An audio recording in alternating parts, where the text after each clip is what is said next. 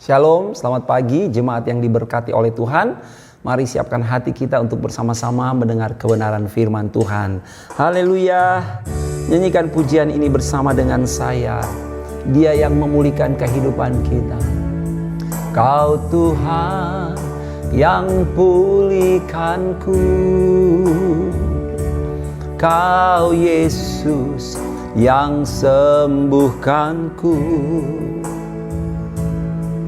Kau sanggup limpahkan kebutuhanku. Yesus, Kau baik bagiku.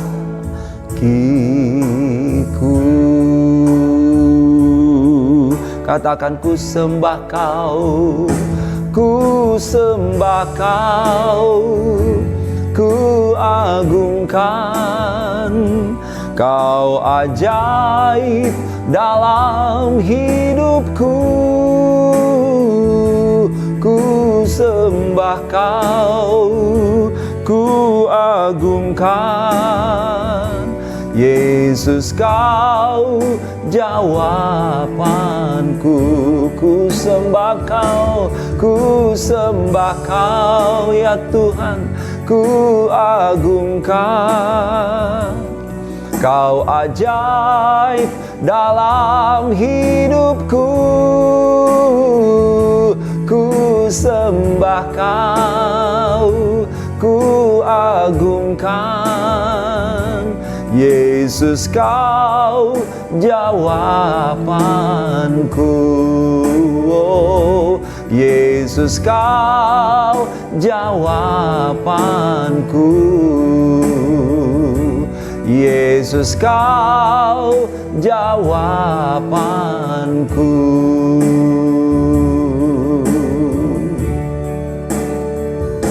Engkau jawaban dalam hidup kami.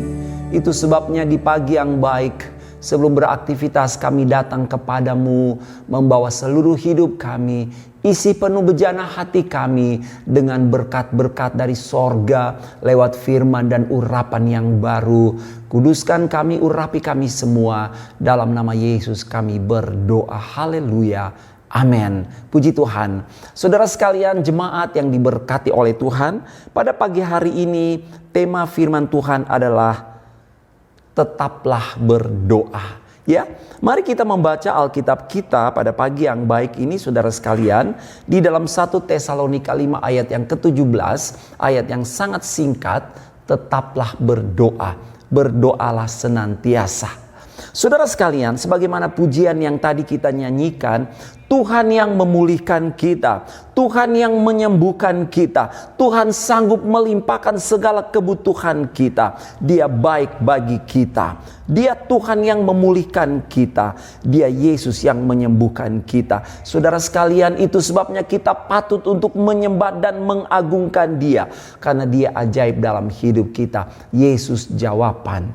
Itu sebabnya firman Allah berkata, datanglah kepada Tuhan, teruslah berdoa, berdoalah senantiasa. Saudaraku, mengapa kita perlu untuk berdoa? Oleh karena lewat doalah kita mendapatkan pertolongan Tuhan pada waktunya. Amin. Amin. Mari kita membaca di dalam Ibrani 4 ayat yang ke-16. Sebab itu marilah kita dengan penuh keberanian menghampiri tahta kasih karunia, supaya kita menerima rahmat dan menemukan kasih karunia untuk mendapat pertolongan kita pada waktunya. Mendapat pertolongan kita pada waktunya. Dan firman Allah berkata, mari hampiri tahta kasih karunia-Nya. Ketika kita berdoa, saudara sedang mendekat kepada Yesus. Dan kita akan mendapat pertolongan kita pada waktunya Tuhan. Ada seorang perempuan yang ketika kita membaca di dalam Alkitab, kita bisa temukan itu dalam Injil Matius pasal yang ke-9 ayat 20-22. Saya bacakan buat kita. Pada waktu itu seorang perempuan yang sudah 12 tahun lamanya menderita pendarahan maju mendekati Yesus dari belakang dan menjamah jumbai jubahnya. Karena katanya dalam hatinya, asal ku jamah saja jubahnya, aku akan sembuh. Tetapi Yesus berpaling dan memandang dia serta berkata, "Teguhkanlah hatimu, hai anakku, imanmu telah menyelamatkan engkau." Maka sejak saat itu sembuhlah perempuan itu. 12 tahun bukan waktu yang singkat, waktu yang panjang. Dan perempuan ini sudah menghabiskan semua yang ada padanya untuk kesembuhan dirinya. Dia sudah jatuh miskin, dia bangkrut hanya demi biaya pengobatan. Tetapi apa yang terjadi, saudara sekalian, pada satu hari di mana kemudian perempuan ini mendapat pertolongan Tuhan pada waktu Tuhan, yaitu ketika dia pergi mencari Yesus, menghampiri tahta kasih karunia Allah, ketika dia menjamah ujung jumbai jubah Yesus. Saudara sekalian, pada saat itulah dia mendapat pertolongan. Dia sembuh, tubuhnya bersih dari semua bibit penyakit. Dan itu yang hari-hari ini sedang diperjuangkan oleh semua orang. Secara global, manusia sedang berjuang melawan pandemi COVID-19.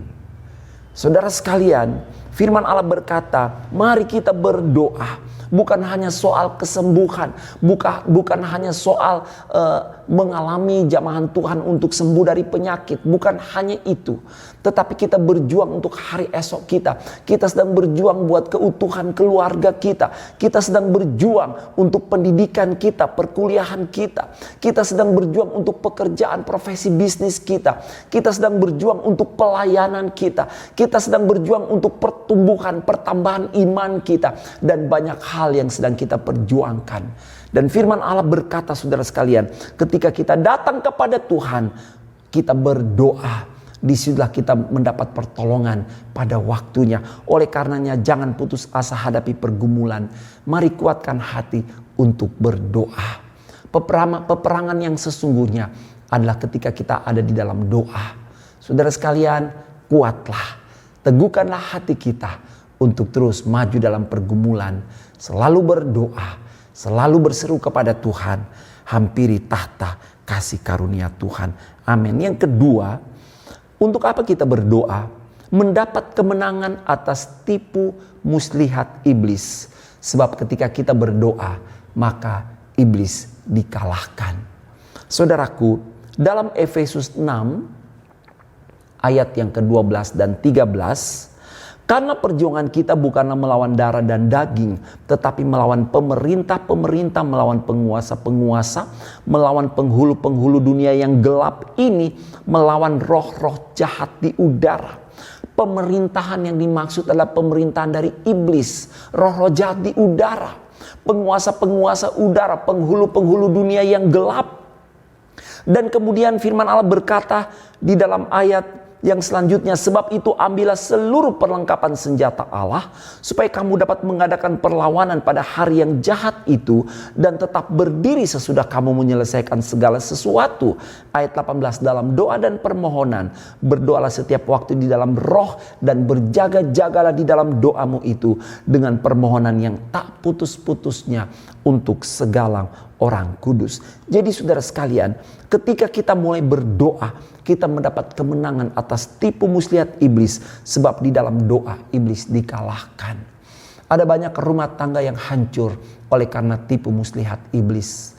Ada banyak pernikahan yang dibangun tetapi di luar kebenaran firman Allah. Mereka bukan menuju masa depan yang penuh dengan sukacita dan kebahagiaan, tapi mereka menuju masa depan yang penuh dengan kesulitan. Oleh karena apa? Oleh karena tipu daya iblis, muslihat iblis. Banyak orang-orang muda, pasangan-pasangan yang terjerat di dalam hubungan yang tidak sehat, hubungan yang tidak kudus. Oleh karena tipu muslihat iblis, kerohanian mereka menjadi lemah, tubuh spiritual mereka menjadi rentan, iman mereka sakit, saudara sekalian. Dan itu diawali dari apa? Karena kehidupan doa yang tidak sehat. Mereka gagal untuk berdoa sehingga mereka kalah dan mereka terbawa dalam tipu muslihat iblis. Tetapi ketika kita hidup di dalam doa, kita selalu berdoa seperti firman Allah tadi berkata, senantiasa berdoa, tetaplah berdoa, teruslah berdoa. Maka di situ saudara sekalian, kita mendapat kekuatan dari Allah untuk meraih kemenangan atas tipu muslihat iblis dan iblis dikalahkan lewat doa-doa kita.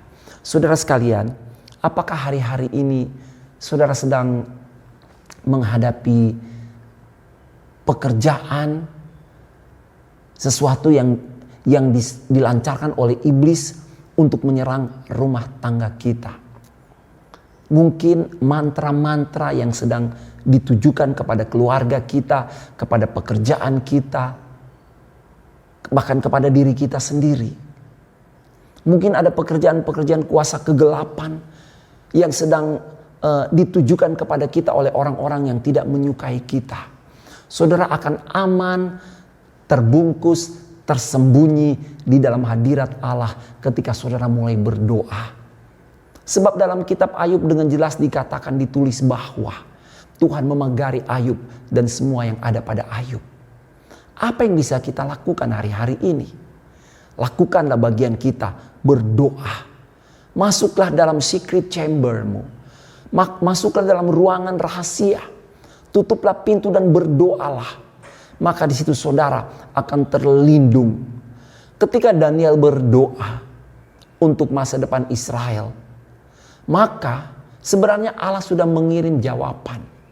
Tetapi malaikat yang membawa jawaban itu, saudara, dihadang oleh kuasa-kuasa kegelapan di udara. Dan terjadi peperangan antara malaikat Allah, antara utusan Allah dengan iblis. Saudara sekalian, kita lihat di sini. Tetapi kemudian Allah menang.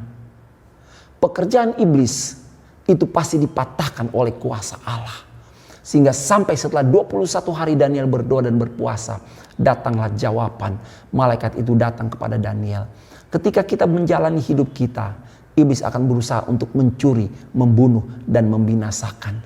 Tetapi ketika kita mulai berkolaborasi, kita mulai bersinergi dengan Allah di dalam doa, maka Allah akan mendatangkan kemenangan. Saudara akan meraih kemenangan. Saudara dan saya akan melewati tantangan-tantangan, zona peperangan kita lewati dan kita meraih kemenangan. Dan itu diawali dengan apa? Dengan doa. Saudara ingat waktu Yesus akan disalibkan, maka zona peperangan adalah di Getsemani, bukan di atas bukit tengkorak, tapi di Getsemani.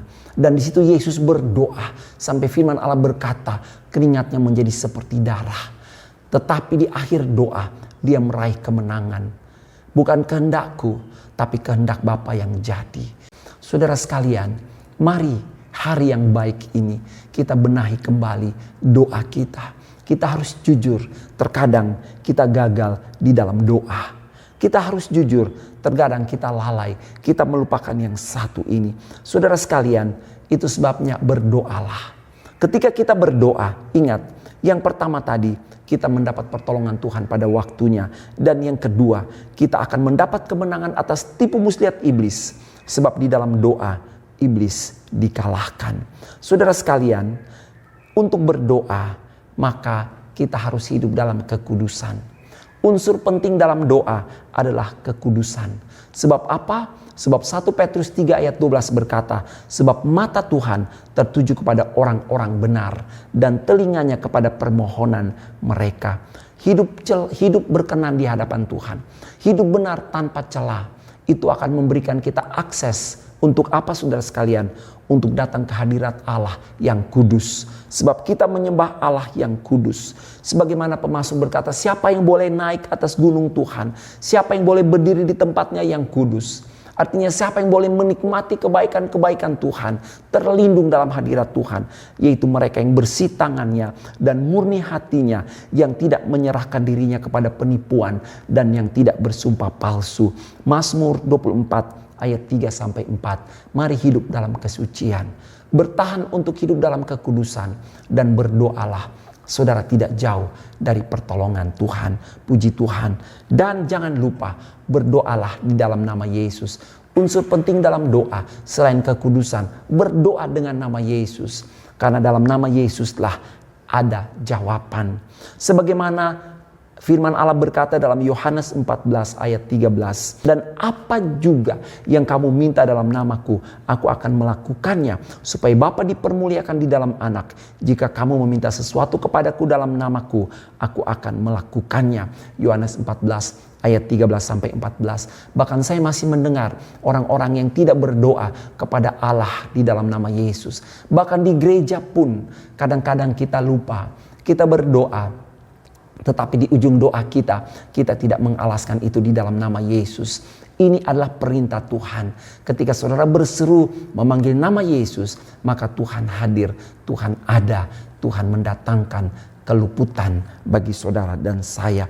Dan ingat unsur yang terpenting dalam doa, yaitu tekunlah berdoa. Puji Tuhan.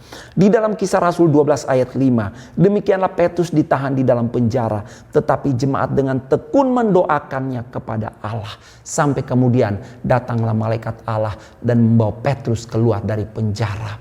Saudara sekalian yang diberkati oleh Tuhan, mari kita tundukkan kepala kita berdoa. Ingat, kita berdoa datang kepada Tuhan, mendapat pertolongan pada waktunya. Dan ingat, segala pekerjaan iblis, pekerjaan kuasa-kuasa kegelapan roh jahat, itu dipatahkan di dalam doa. Ketika kita hidup dalam kekudusan, ketika kita berdoa di dalam nama Yesus, dan ketika kita tekun dalam doa. Mengapa harus tekun? Sebab akan ada banyak tantangan ketika kita mulai berdoa. Tapi Tuhan setia, Dia pasti menolong saudara dan saya. Amin. Tetaplah berdoa, berdoalah senantiasa. Mari kita tundukkan kepala dan kita datang kepada Tuhan. Terima kasih buat kebenaran firman-Mu yang kami terima pada pagi ini. Engkau baik. Kami akan berseru berdoa kepadamu karena kami tahu di dalam doa Engkau disenangkan. Dan ketika kami berdoa, kami mendapat pertolongan pada waktunya. Bahkan ketika kami berdoa ya Tuhan, segala pekerjaan iblis dipatahkan. Untuk itu kalau kami ada salah dan dosa, basuh kami dengan darah-Mu, benarkan dengan firman-Mu. Tuhan Yesus, kami akan terus berseru memanggil nama Yesus. Karena nama Yesus, nama inilah yang diberikan kepada dunia. Sebab di bawah kolong langit tidak ada nama yang dapat menyelamatkan manusia, yang dapat menolong manusia selain nama Yesus. Dan mungkin pagi ini ada yang sudah mulai berputus asa dan kehilangan ketekunan di dalam doa. Tuhan tolong kami, Roh Kudus bantu kami. Kami tetap tekun di dalam doa. Karena ketika kami masuk dalam hadirat Allah, dalam doa dan penyembahan, maka semua itu akan mendatangkan keajaiban. Sebab doa orang benar besar kuasanya. Berkati pekerjaan umat-Mu, berkati keluarga mereka, berkati pendidikan perkuliahan mereka dalam nama Yesus. Bahkan kalau ada yang sakit, Tuhan jamah beri kesembuhan dalam nama Yesus. Oleh bilur-bilur Yesus kami telah sembuh. Berkati presiden kami Bapak Joko Widodo, jajaran menteri kabinet yang ada, para dokter perawat, Tuhan berkati dalam nama Yesus. Karena hari-hari ini negara kami sedang berjuang melawan pandemi COVID-19. Segala dampak baik itu pada bidang politik, ekonomi, kesehatan, dalam kehidupan bermasyarakat, apapun itu kami tahu Yesus pasti tolong negara kami. Terima kasih, berkati provinsi kota di mana kami tinggal. Bahkan berkati pekerjaan Tuhan, berkati gembala, staf gembala, hamba-hamba Tuhan. Berkati seluruh sidang jemaat, pelayan, diaken. Tuhan, kami menyerahkan roh jiwa kami, tubuh kami dalam tangan Tuhan. Karena kami tahu hari ini, hari di mana kami akan mengalami pertolongan Tuhan. Pada waktunya, hari ini Tuhan melawat umat-Mu. Terima kasih. Kami menerima berkat di dalam nama Bapa, Anak, dan Roh Kudus. Dalam berkat nama Tuhan Yesus Kristus, kami sudah berdoa. Sama-sama kita katakan, amin. Shalom, Tuhan memberkati.